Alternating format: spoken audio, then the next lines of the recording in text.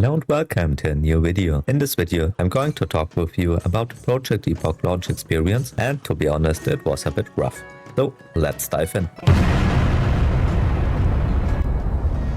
On 26th of July, Project Epoch opened its server up to the world, and boy oh boy, it seemed like they were not prepared. You are not prepared! On both servers, Kazan and Gurubashi, were so many players trying to play that servers were not able to hold up.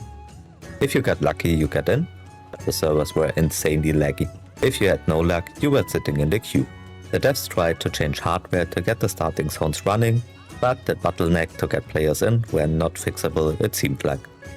After 30 minutes, both servers were still insanely laggy, and we had about 4k queues on Gurubashi and up to 8k on Kazan. I think this was expectable with so many players trying to join, and what shall I say? It felt like an original Blizzard server release. Too many players for servers which are not made for that. Never play on patch or release date, I guess. The Project Epoch Discord server went crazy and people were doing their thing there. Everyone waited for an announcement or fix from devs. Those were probably sweating a lot at this time. At around 1840, we got our first announcement from the devs, who were looking into their data to fix the server problem.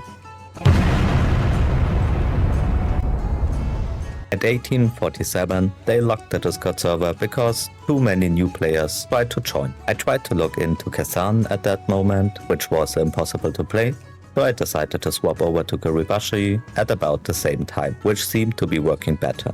At least my position in queue went down slowly, but not for long. It kept disconnecting me.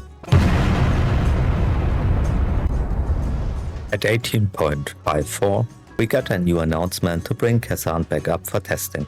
About 20,000 players tried to get into the game at this point. The new server infrastructure led to new bugs at this point. At 1858, they removed the voice chat from their Discord servers. At 1905, they posted that issues are to be expected in the queue itself. They tried to use alternative methods of capping in-game player counts at this time to stabilize things.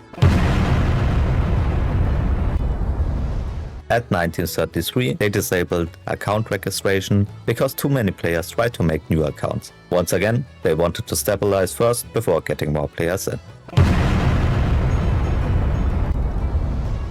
At 2005, they deployed changes to disable the queue. They kept the server at 2k players at this point, and everyone else got disconnected after this specs point was reached.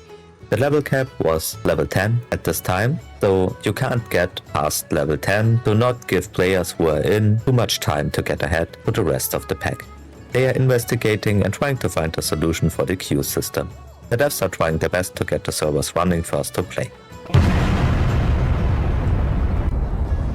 At 2026, they posted that they are aware of dynamic spawn issues for players who are on the server. This is because of previous performance upgrades they made to the server to get the hardware running once again. So, what are my thoughts about this launch? I'm a little surprised that the developers didn't prepare enough.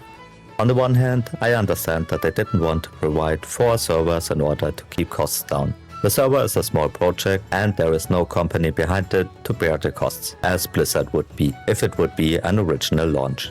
On the other hand, there was a lot of hype and high player numbers were foreseeable. Accordingly, the servers could have been prepared a little bit better. Such a failed start damages the project in the long term and plays into the hands of competing servers, and that's just sad.